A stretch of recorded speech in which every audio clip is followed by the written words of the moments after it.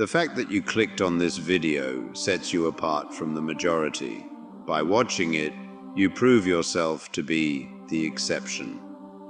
Let's begin. Marcus Aurelius once said that your own spirit is the only place in the world where you may find quiet and uninterrupted time. Before returning to confront what is waiting for you, withdraw to speak with your own spirit. From 161 until 180 after Christ, Marcus Aurelius ruled as the Roman emperor.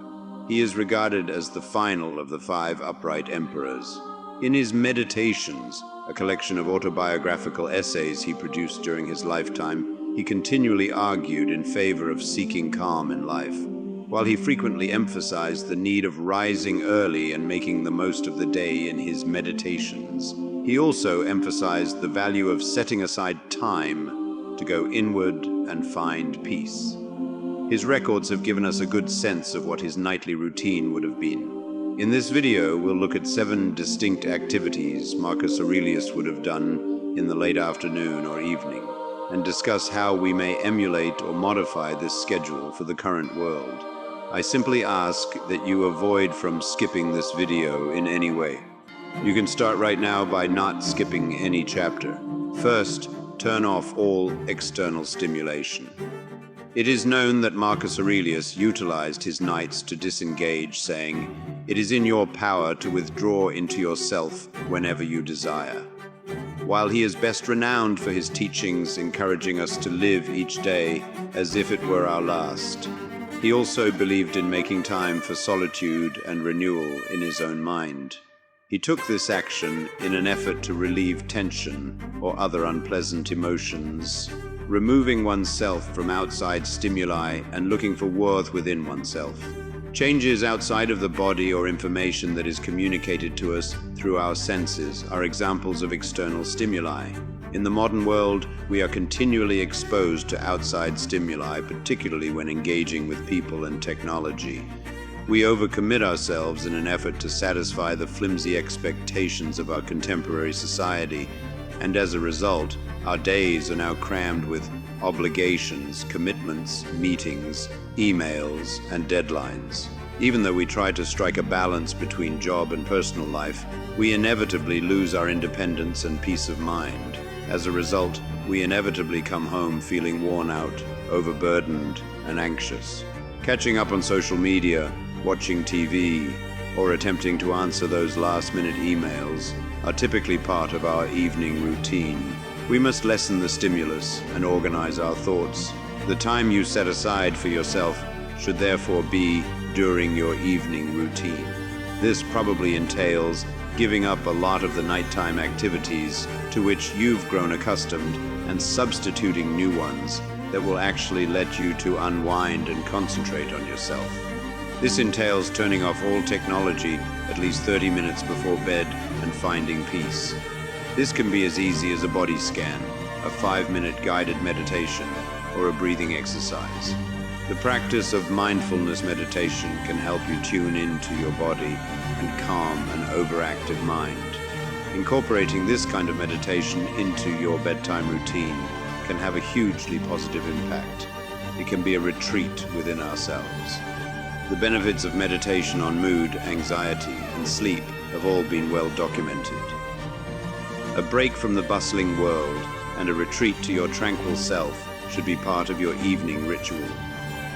Even if binge-watching TV shows, playing video games, hanging out with friends, or scrolling through social media could appear like a personal vacation, these activities don't truly aid in achieving tranquility. They really prevent you from finding it. Even while sleep is crucial, it frequently isn't sufficient to revive you after a busy day. An evening ritual that is truly calming must include something that helps your mind to shut down. Exercise regularly is the second recommendation. Marcus Aurelius, who lived approximately 2,000 years ago, grasped the value of physical activity when he said, "It is a shame for a man to grow old without seeing the beauty and strength of which his body is capable." He had the opinion that a healthy body and mind go hand in hand. Even a basic fitness program, according to the Stoics, can help us develop virtues like self-improvement, discipline, perseverance, and the ability to overcome obstacles and boost our confidence. They realized that developing these qualities of self-mastery was more essential than receiving approval from others.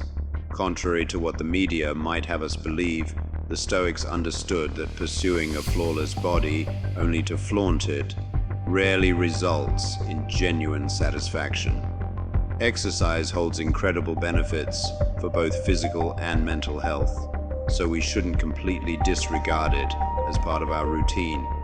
Despite the fact that many of us avoid it for a variety of reasons, including, I'm too tired, I have a big meeting tomorrow and don't want to be sore, and I'm so stressed at work that I can't even think about exercising.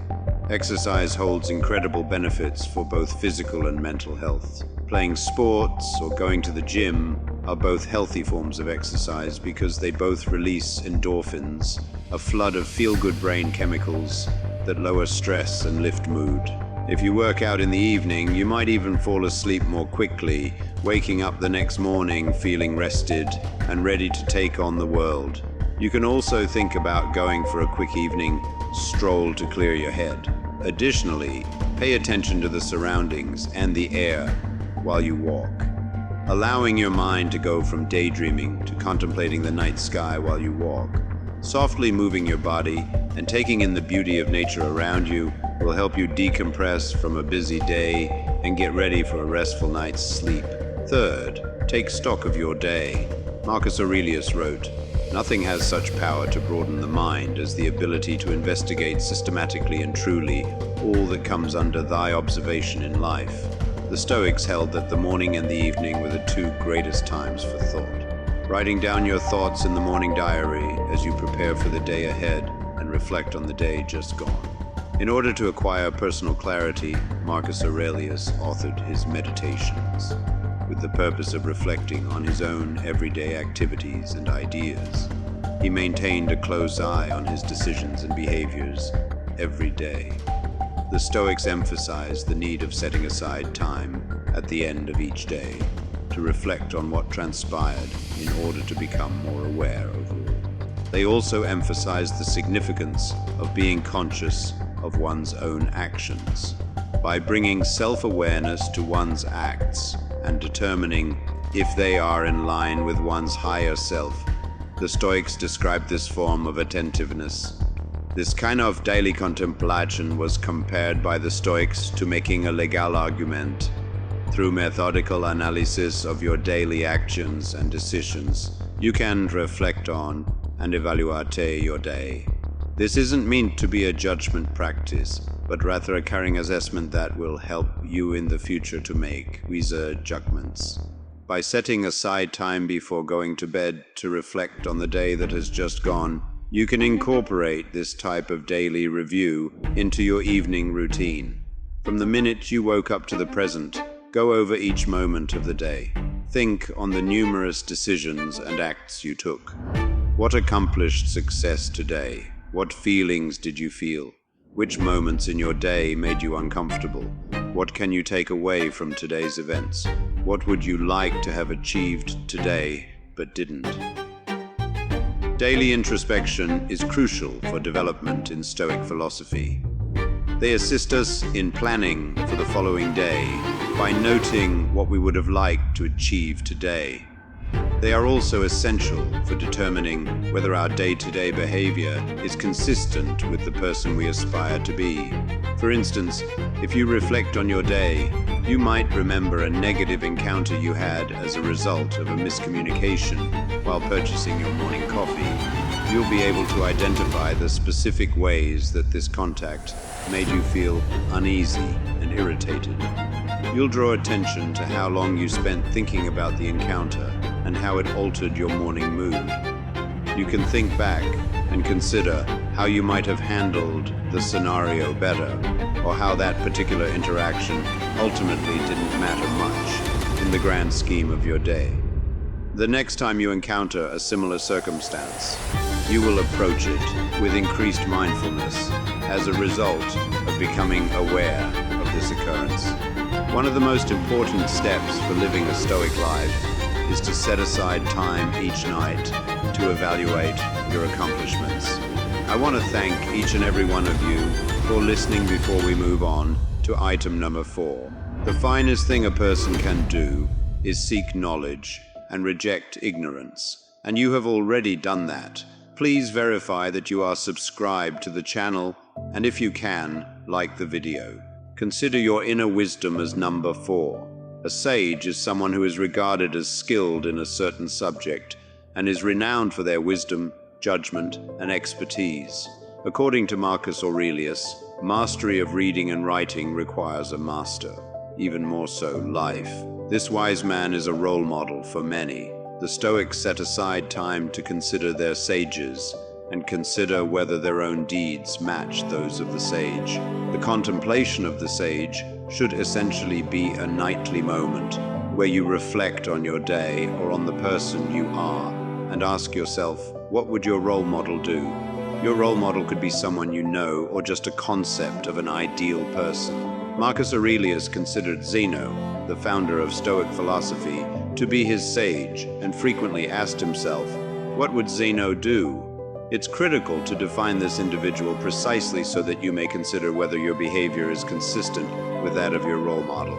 Incorporate a few minutes into your nightly routine to reflect on the situations you encountered today and whether you responded as you believe your role model would have. Ask yourself, did you act as your role model would have? In what ways can you improve tomorrow so your life is more in line with your role models?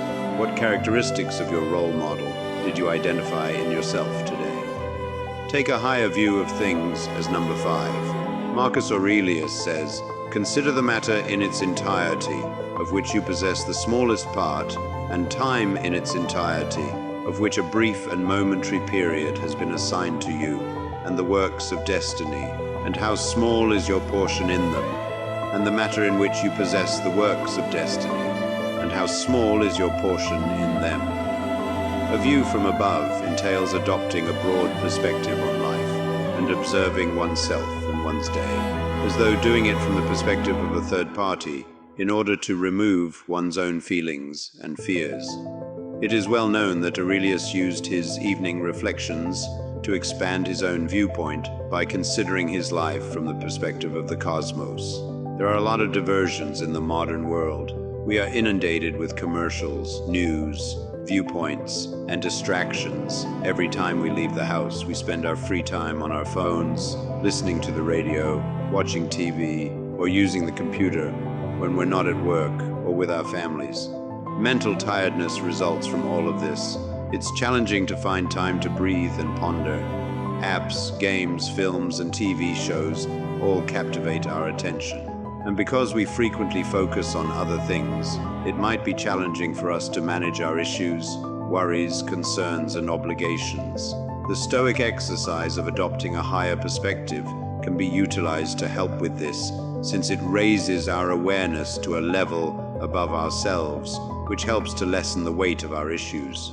You can start by setting aside some quiet time in the evening to take stock of your immediate surroundings, body, house, and roommates. Start imagining how they may feel, how you might react to them, and any potential issues, desires, or anxieties they might have.